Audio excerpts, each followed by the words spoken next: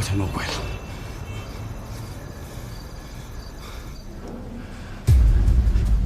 几楼？八楼。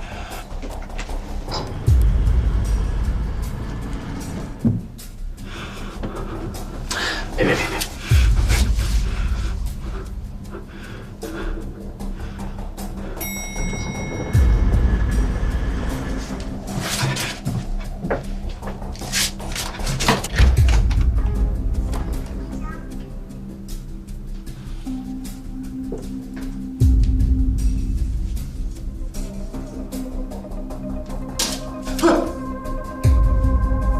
这灯有没有问题啊？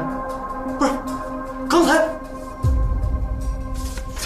卫生间去看看卫生间有血呀。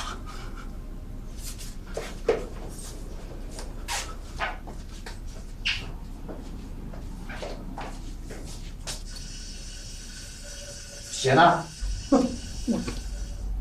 还有这个灯，刚才我砰就爆了。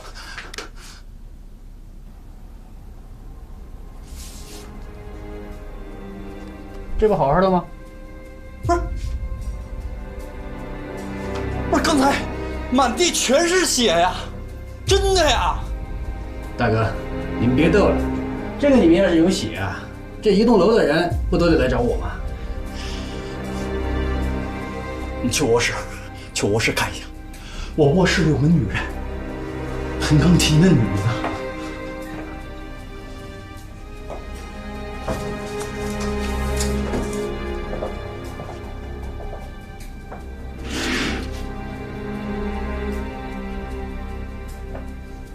人呢？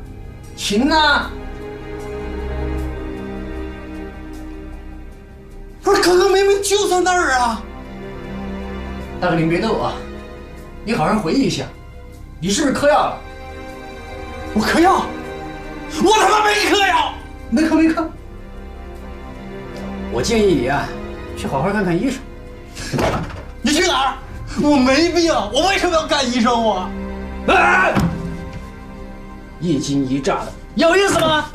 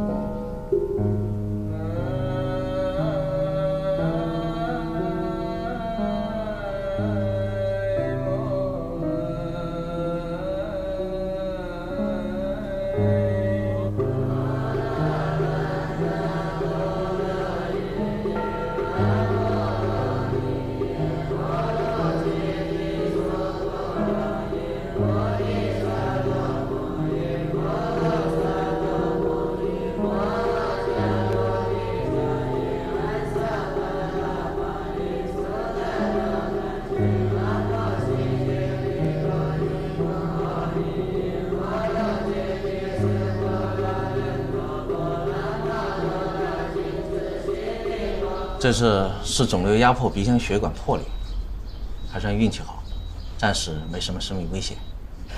这病没法治吗？之前跟患者沟通过，因为手术风险太大，他本人希望保守治疗，我们也不愿意冒这个险。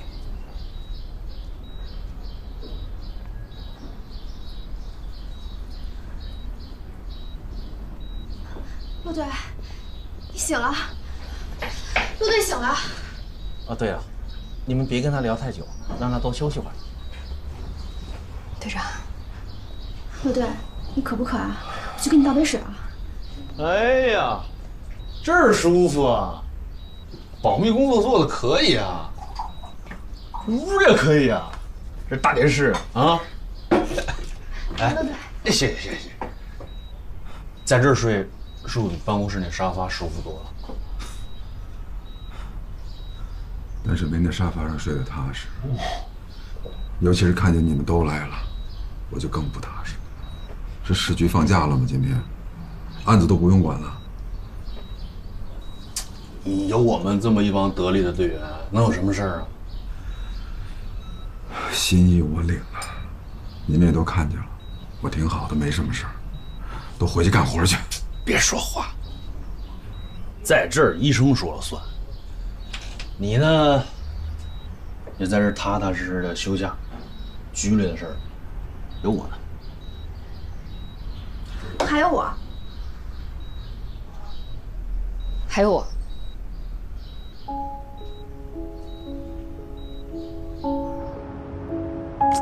芊芊，你说队长这病就没什么好办法了？嗅神经母细胞瘤确实比较麻烦，再加上位置特殊，以咱们现在的医疗水平，没有什么好办法。那国外呢？国外有没有就是说先进一点的技术，或者是说咱们有没有这方面的渠道啊？国外，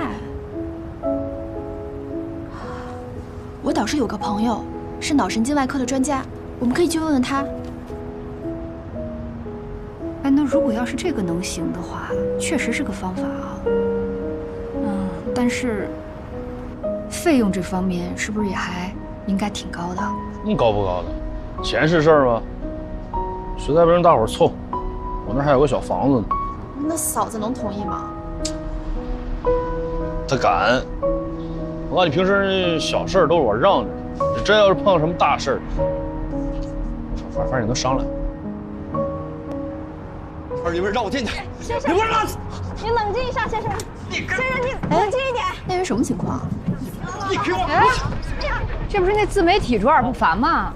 我对对，办完了？办完了。那怎么了？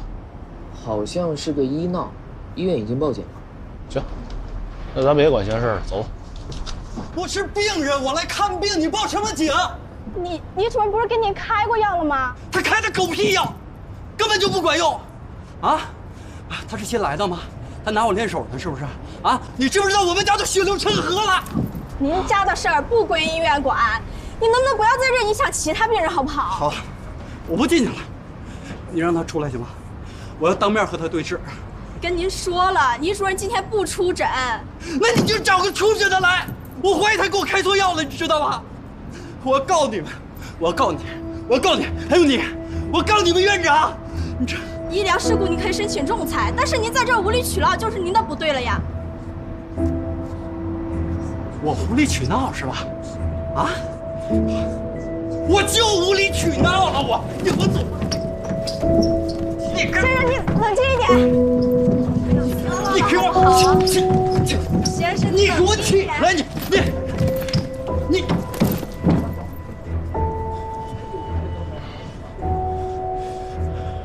我是病人，我来看病的。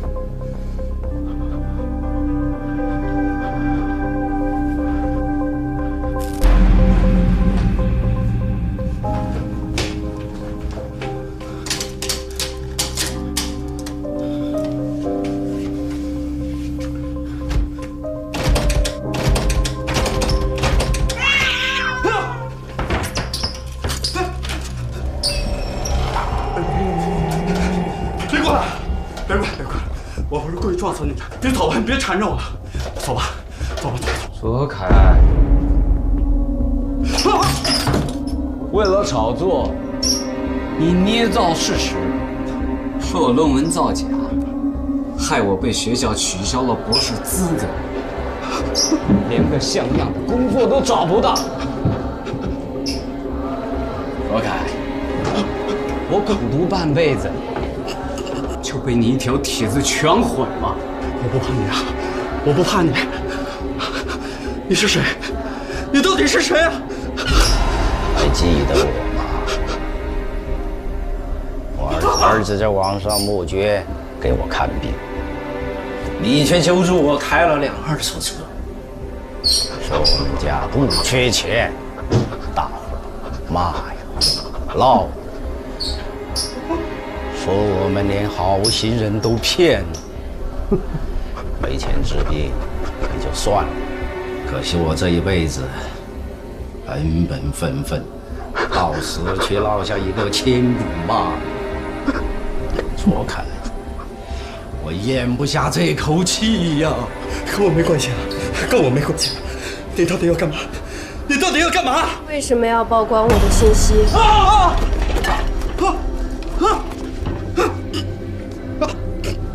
是为了让你的新闻更可信，为了让别人更好奇。可是你知道吗？这么做给我带来了多大的痛苦？是你毁了我的人生。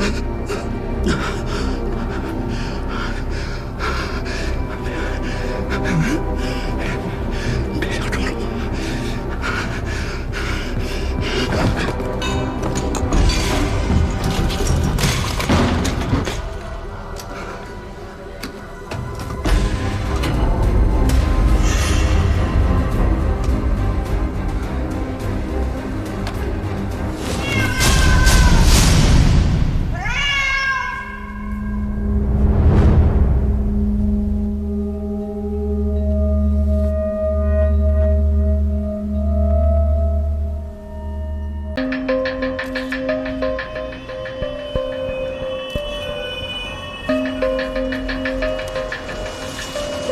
哎，他住几楼啊？8楼。现场我们去了解过了，现场摆放自然，窗户也开着，而且没有发现擦痕和打斗的痕迹。赵队，哦，我简单看了一下，自行坠落的可能性比较大。如果是被人推下楼的，死者在坠楼瞬间的本能反应是会伸手抓住能够阻止坠落的东西，一般会在手上或者指甲里留下线索。但是刚才我检查了，什么都没有发现。什么事想不开能跳下来？是啊，我们也觉得纳闷儿，但是我们觉得这个情况呢有点奇怪。怎么了？这个男的上午在医院门口闹事儿，说的是他家里闹鬼。闹鬼？一会儿说有个女的在他家里弹琴，一会儿又说水龙头流出来的是血，反正乱七八糟的说了一堆。我们觉得他就是个神经病，教训了他几句就放他回去了。那个周围的人都排查了啊，问过了。有个保安说，前几天他到保安亭里说也是闹鬼。对，别吓唬我了。保安怎么说？那保安去过了，其实他家里一切情况都正常。啊，对了，这是他的手机。天华，哎，陆婶，你手机查一下。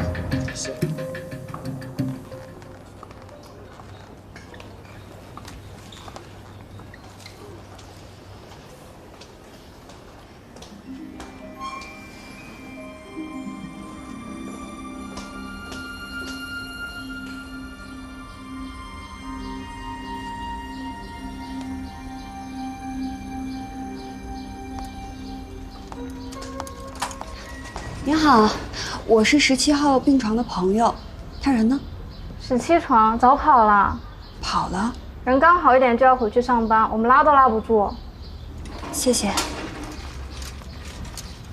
看你这人真奇怪，跟别人吧没病，弄个假条，千方百计的歇几天。你呢是得了这么重的病，不好好在医院治病，反而跑到这儿求我，怎么想的你？只要正常吃药，绝对不会影响工作。如果哪天我真的撑不住了，我主动退下来。不行，这要传出去，说这局长还有人性啊！不，黄局，您知道，警察这个职业对我来说，不是混饭吃的手段。我喜欢我的工作，如果哪天我真的倒在查案的路上，那也比在家躺着倒着数日子强。那你必须答应，如果具备了所有条件，立即回来就医。我保证。谢谢黄局。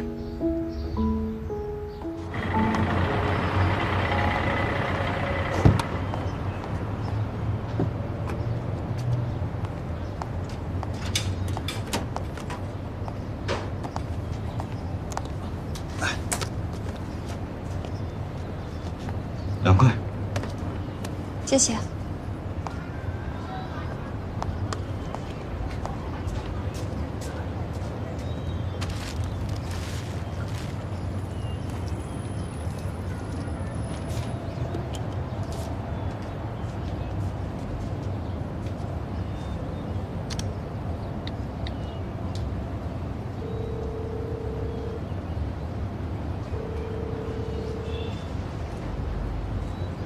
陆松，我在你们警队门口。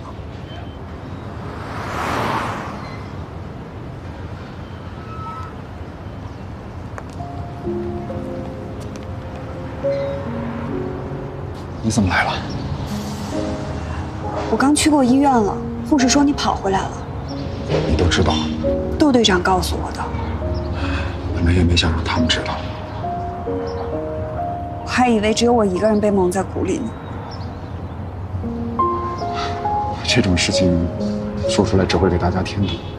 你别这么想，至少我们让你觉得不是你一个人在面对。你怎么回来了？我听黄局说你们刚到现场了。哎，你好啊。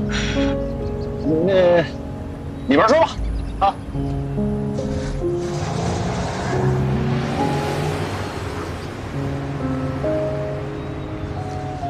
给你的。很漂亮，谢谢。可以答应我一件事吗？你说。照顾好自己的，如果有什么需要，一定要告诉我。那我不打扰你工作了，改天一起吃饭吧。好，一定。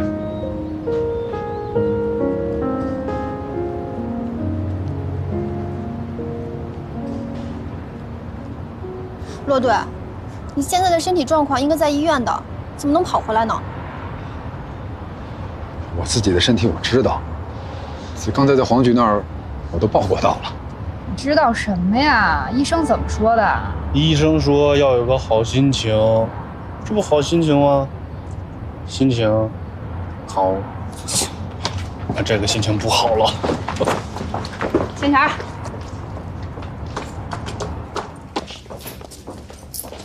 哎，怎么着？都没声了呢？说好了啊，愿赌服输我那车，一人给我洗1天。你们这打什么赌呢？窦婶跟我们打赌，说你今天下午肯定会从医院跑回来。这几位都不信，有我了解你们队长吗？啊，队长，坐会儿吧。哎，不用，没事。案子什么情况啊？说说吧。那个叫卓凯的记者你还记得吧？记得呀，怎么了？属地派出所接到了他邻居的报案，坠楼身亡了。有目击者吗？没有，但千晓初步分析应该是自杀呢。啊，对。卓凯这种人会自杀？我也说呢。不过今天的民警还有那个小区的保安都说，卓凯这几天一直嚷嚷说他们家闹鬼。啊？但是那天我们不是去医院看你吗？出来的时候他总是跟医生吵架的，也不知道为什么，反正神叨叨的。哦，有可能是在精神恍惚的情况下，自控力降低，失足坠落的。那千晓马上去做进一步尸检吧。哦，好。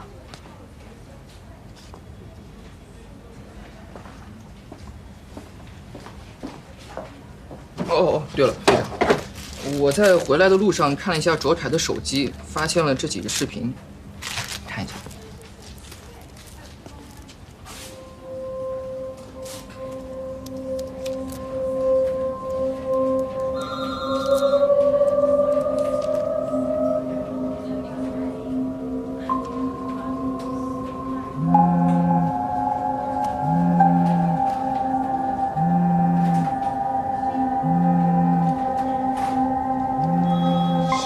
那就等尸检结果出来再说吧。啊，大家先忙吧。哎，这不是给我的。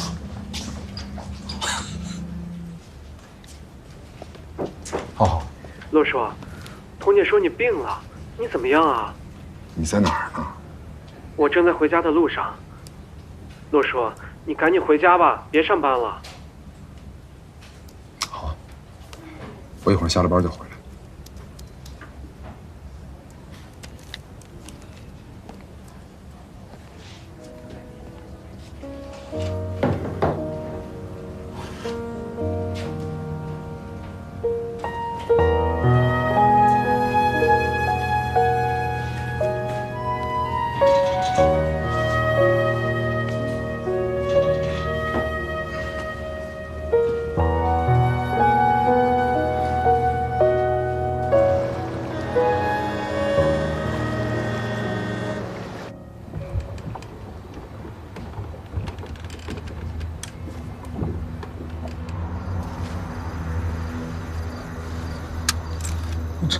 拿着，拿着。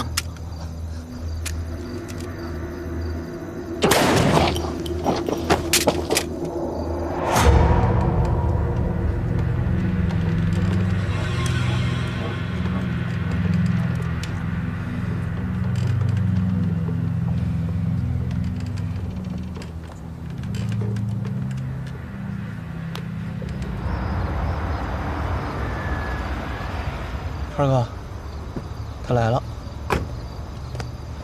一会儿他出来，你要跟紧了，别跟丢了。好嘞。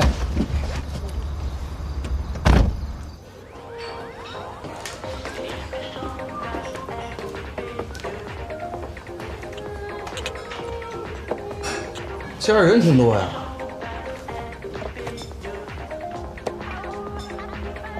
文姐呢？在楼上。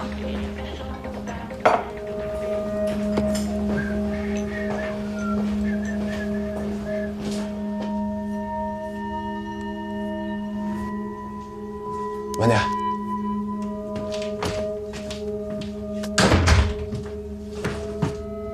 听说渗贩子那小子死了？我没听说呀。不是你干的吧？我发誓，我要背着你杀了那王八蛋，我他妈出门就让警察给抓了。你被警察抓了，对我可没什么好处。那倒也是啊，文姐，我觉得这事儿啊，80%是他们自己人干的，灭口来着。不过也好，顺带也帮了咱们。这可不是小事儿，警察都出动了，他们一定能查到些什么。那怎么办啊？你说他会不会查到咱们这儿啊？真不是你干的，查到咱们这儿我也不怕。不是文姐，你得相信我呀。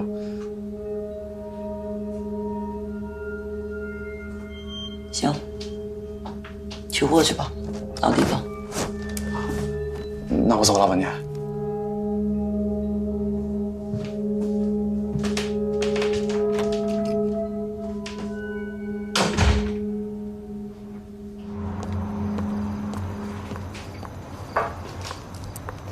他出去了。我现在跟着他。你小心点。哎。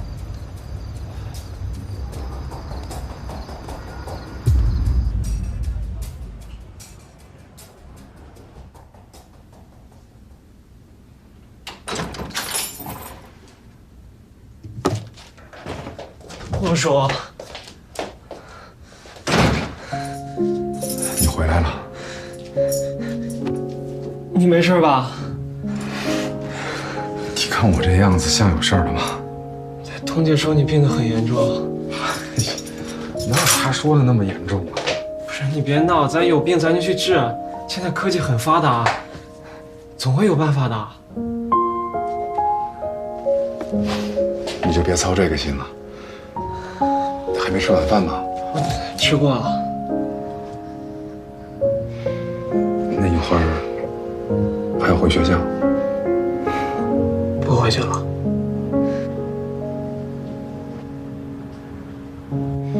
你好久没回来了，给你换个床单。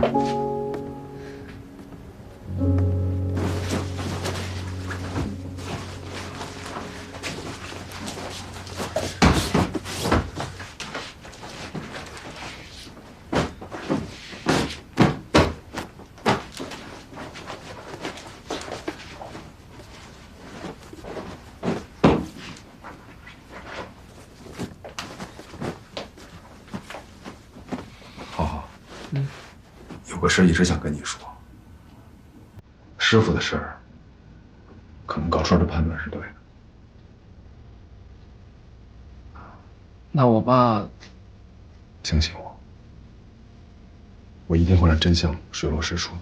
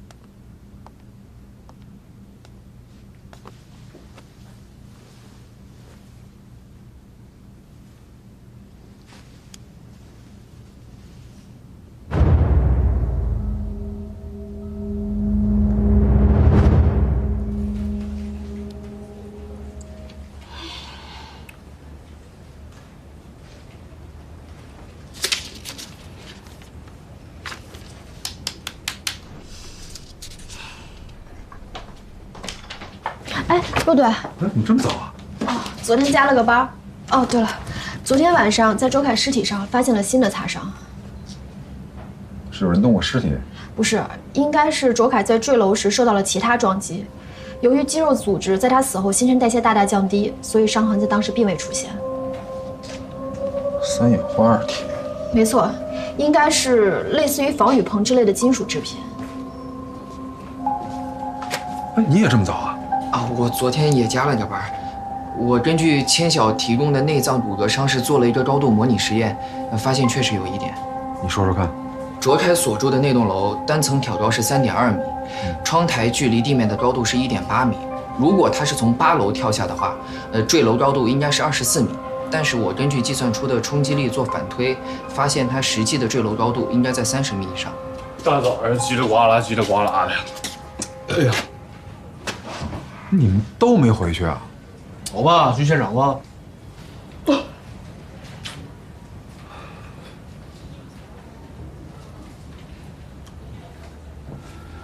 从酒吧出来之后，长毛就去了一家洗浴中心，待了大概半个小时，然后他就去一家大排档吃饭，之后大概11点左右的时候，他就去上次那家地方散货。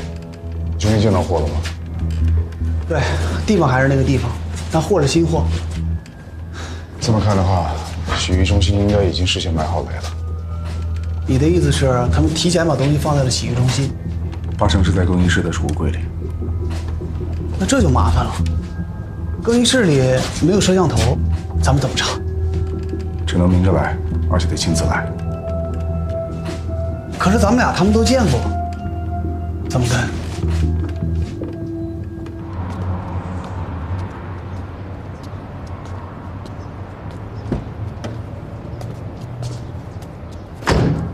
哎，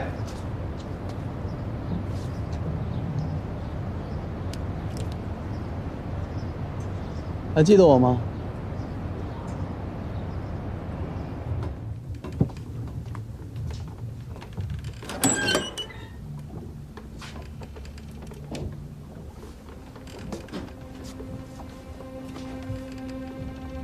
姐夫，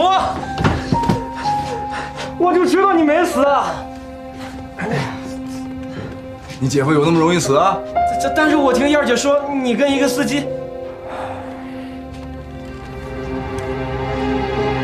你真中了一枪。不过这一枪挨得太准了，如果不是因为这一枪，我根本查不出来是谁陷害的师傅。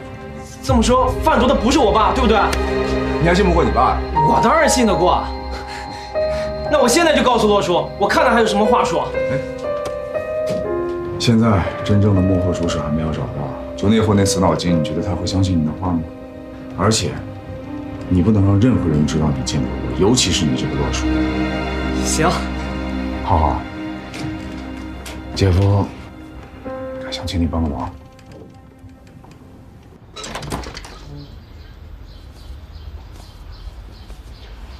就是对面那个窗户是吧？对。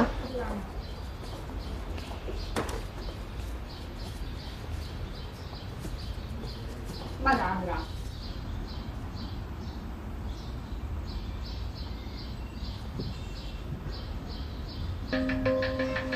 哎，天华，你刚才说那坠楼高度多少来着？至少30米以上。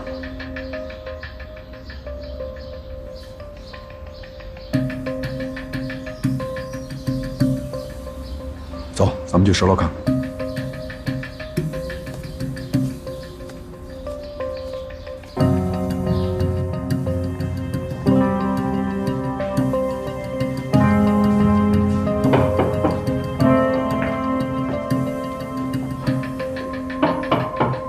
有人吗？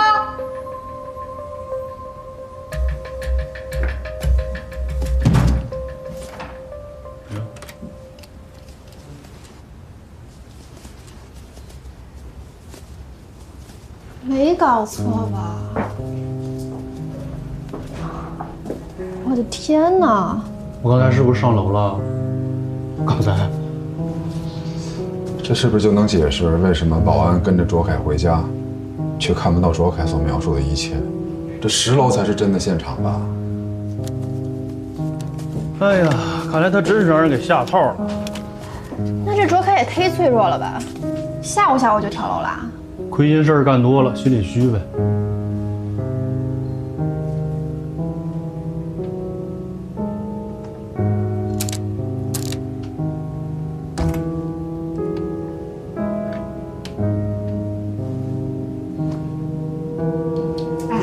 你们看啊，无论是民警、保安他们的描述，还是那天咱们从医院出来以后卓凯的反应，我觉得被这么吓唬，可不是1天2天了。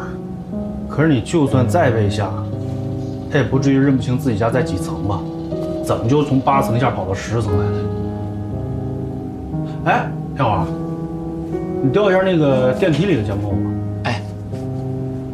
哎，你们来看看这是什么？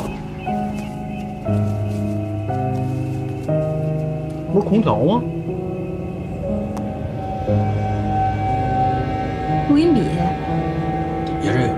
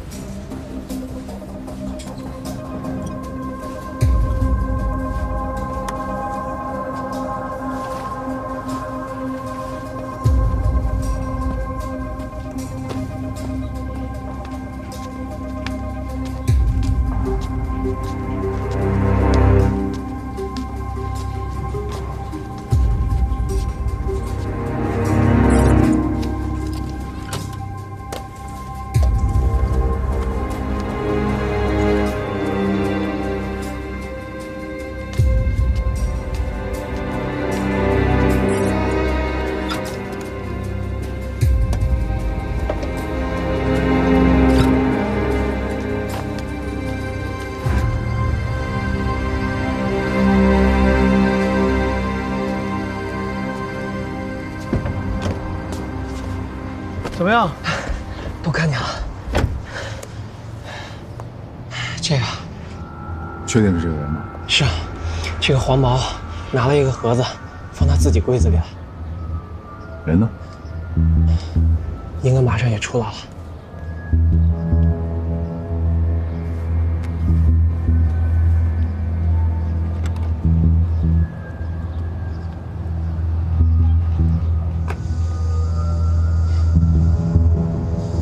好小子，给你记一功。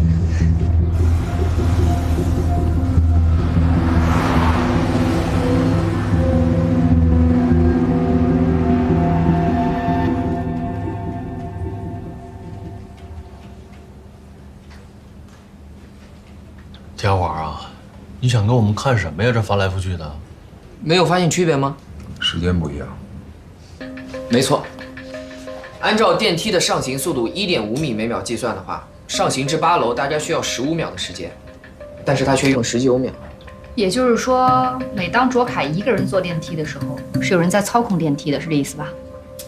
可惜走廊没有监控视频，看不出是谁进出过这个房间。负责小区电梯维护的查过。有一个叫董立生的，不过前几天辞职了。我呀，本来想查楼上这个房子是谁租的，结果到中介公司一问，是一个叫王丹玲的人，干了一单私活，所以也不知道这个承租人是谁。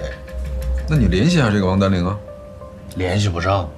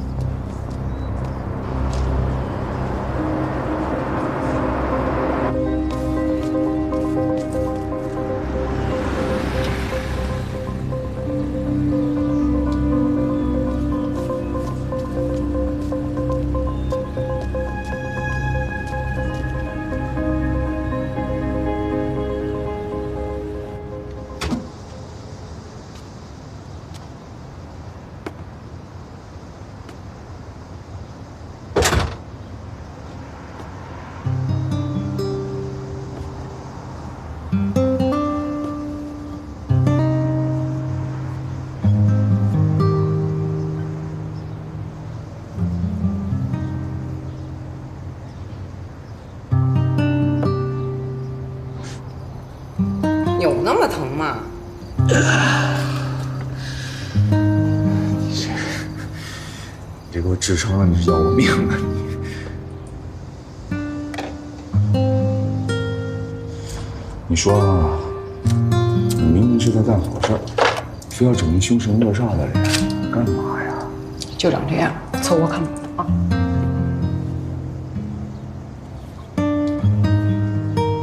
你做饭，我收钱。老板上菜，客人吃完了，老板娘结账。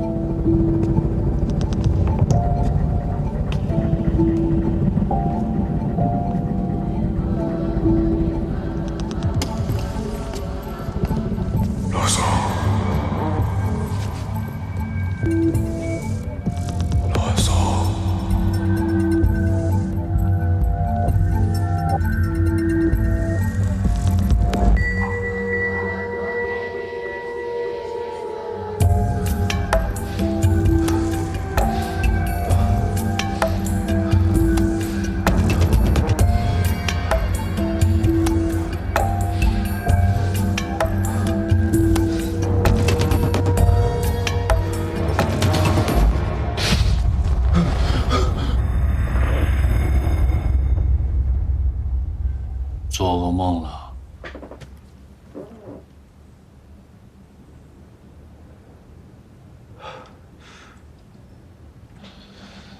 老豆，我刚才听这个录音笔里的音频，这东西好像能置换，你听一下。什么这咿咿呀呀的听不懂？你让田华分析一下这个音频。走吧，董医生都到了。西南理工大学机械自动化研究生，说现在工作这么难找吗？研究生在物业里边当修理工啊。明白。不用兜圈子了。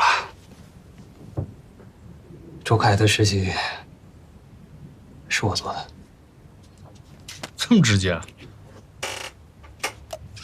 那你说说，你为什么要这么做？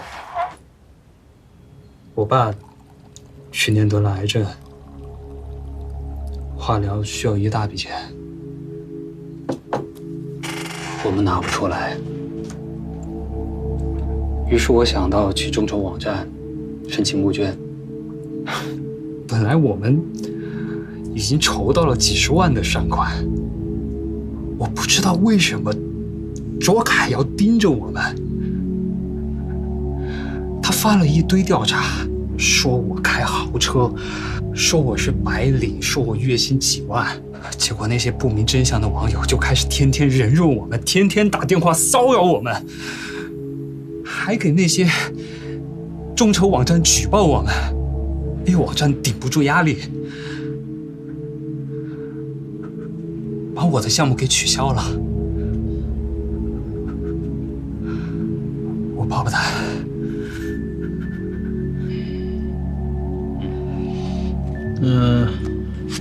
卓凯报这些事儿是真的吗？那车是我朋友借我的，方便我接送我爸爸去医院检查。我从来都不是什么白领，我只是在我导师的公司里面给他帮忙。我月薪只有几千块，所以你就报复他？他活该。但是，我只是想折磨他一下，我没想过他会跳楼。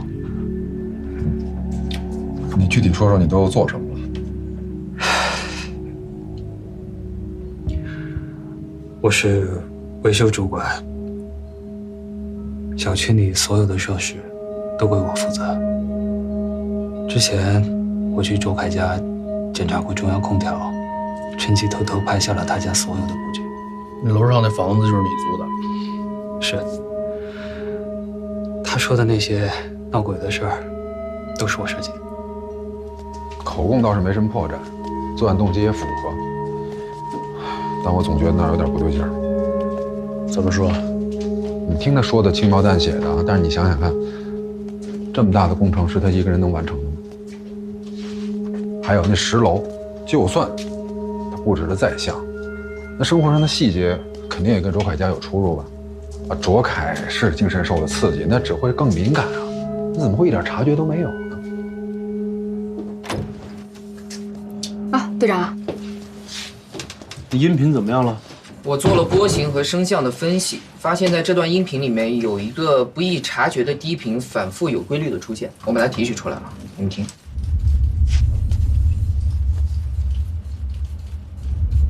我还让乔博士帮我分析了一下，他认为这是一种心理暗示。催眠啊？没错。其实人在长期催眠的状态下啊，他的认知力啊、判断力啊都会受到巨大的影响。队长产生幻觉，估计也是这个原因。然后我刚才检索了一下那个学术网站，上面有一个华人学者发表了一篇有关于声音催眠的文章。田华，你把那网站打开。就这个，冯碧泉。很巧，冯佳佳的父亲。冯佳佳的父亲。莲花，你把卓凯手机里那个视频调出来。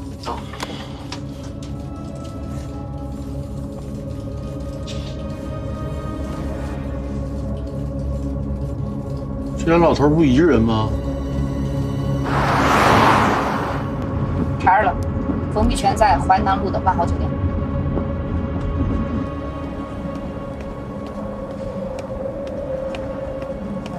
你好，有什么可以帮您？你好，对方。您稍等。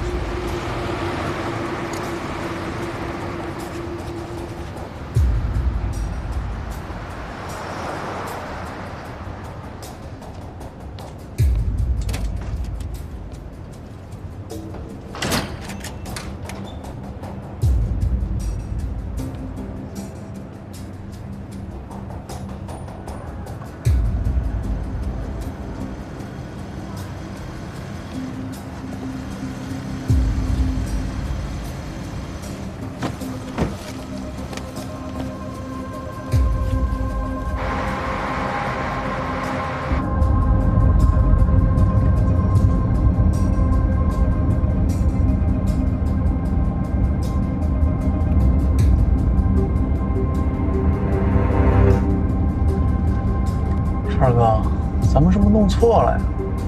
怎么跟了一天了都不是？他今天不是要去洗浴中心送货吗？肯定得先取货呀。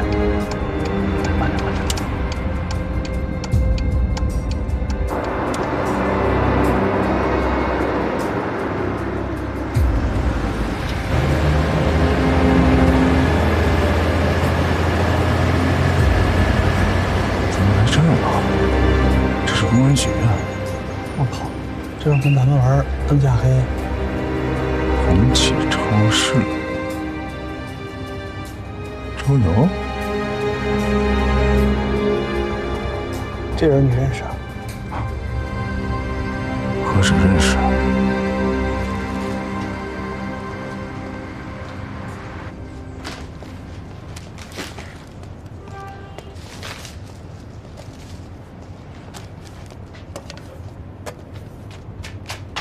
奶奶，我要这个。拿着吧，你妈不让你吃甜食，就是不听话。加个饼干。大姐，这饼干过期了，我给您换一个。哦，好。这个好。孩子自己拿的，我都没看。哈哈哈，没事，您有需要常来。好。好了啊。哎，那您慢走啊。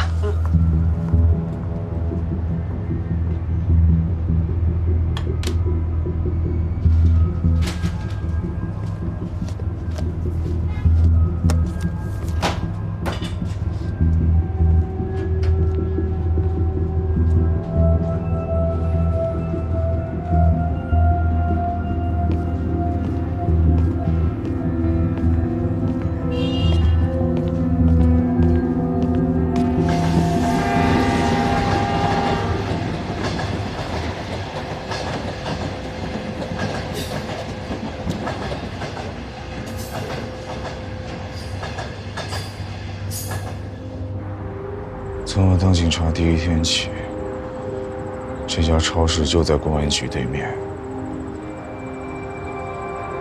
难怪你认识他。不是手啊，我师傅跟他也是老相识。可是这样，您确定你师傅就是他杀的吗？只要能确定这个生命是他的，师傅的死就跟他逃不了关系。这哥们儿也真是艺高人胆大，在警察眼皮底下这么明目张胆。从今天起，他这出戏到头了。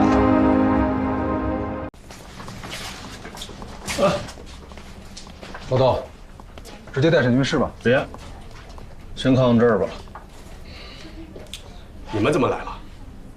我是做动物保护的，卓凯在他微博上捏造了谣言，说我们收养的猫咪感染了不知名的病毒，也不知道是哪个丧心病狂的人信了他的话，跑到我们猫舍来投毒，把一半的猫咪都毒死了。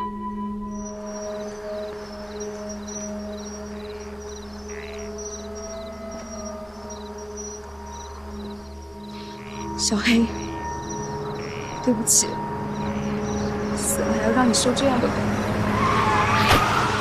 但是不这样的话，就不能给兄弟姐妹们报仇了。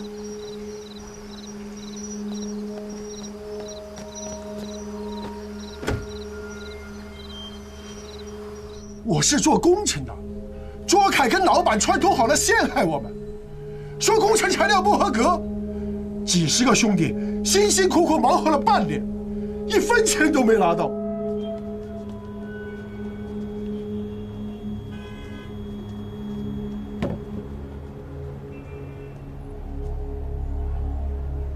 我真名叫廖志勇。半年前，卓凯在网上发布了一篇文章，说北疆大学博士廖进论文造假，那个人是我哥哥。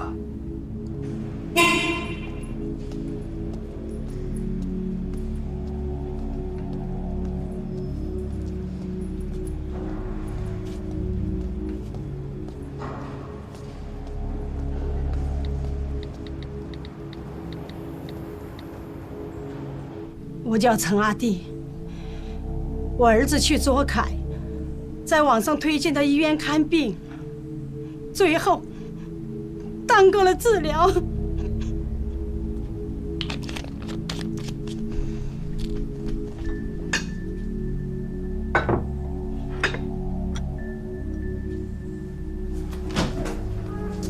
老板回来了，饭菜都已经做好了，那我就先回去了。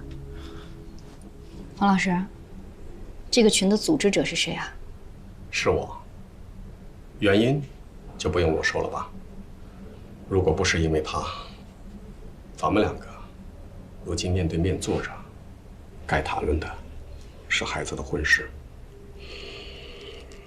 佳佳的母亲去世的早，我又一直在海外工作，没有好好照顾她。佳佳去世以后，我就一直想着能为她做些什么。所以，用这种办法报复卓凯，就是您为他做的。这群人，你们都看到了吧？都是些被欺负惯了的老实人。说实话，谁也没有想到他会自杀，但可能是因为他做的太多，这一年在他的身上被激发的反应，远远超出了我的预料。但是方老师，您最终还是要为自己的行为负法律责任。作为一个公民，我知道我做的事触犯了法律，可是作为一个父亲，我不得不这么做。卓凯死了，我要负法律责任。可是我女儿佳佳的死呢？谁来替她主持公道？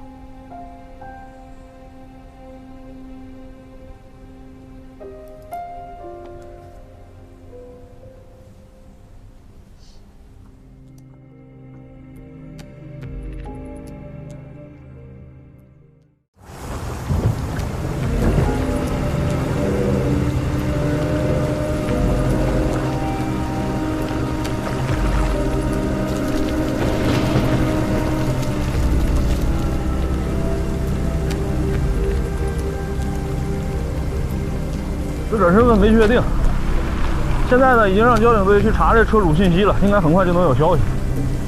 哎，这水石味儿特大，你带上点吧。幸亏有人打鱼发现了，要不然这人白死了。你先量一下，动作轻点啊。姚千晓，哎，什么情况？巨人观，全身青紫肿胀。头发部分脱落，泡了应该超过1周了。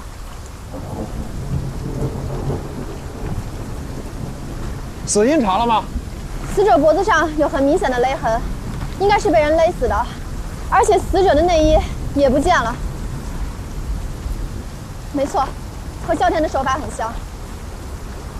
落水地点在哪儿？上面。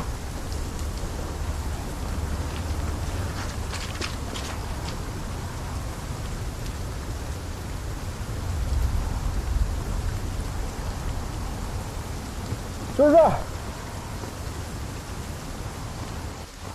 这个车啊，应该就是从这儿推下去的。你看到那个石头上的痕迹了吗？是这个车脱底之后，上面那个机油留在上面了。这个水库10多天前放了一次水，所以那车就给冲下边去了。你说10多天前啊？那不就是这月初吗？对呀，我这怀疑还是交钱干的。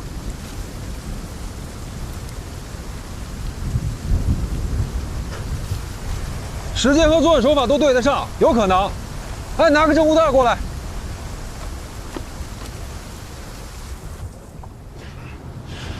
先进个体商户，因为聘用聋哑人还收过表彰，所以给他开车的那个也是个聋哑人。对啊，聋哑人跟外界交流少，容易控制啊。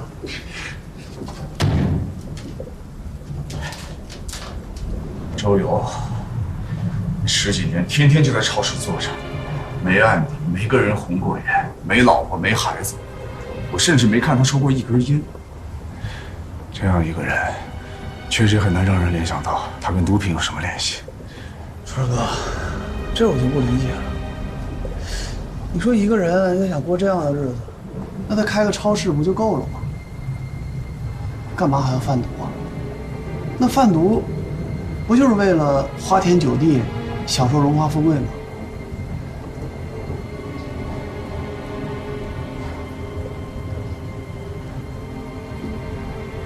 如果师傅还活着，他应该知道答案。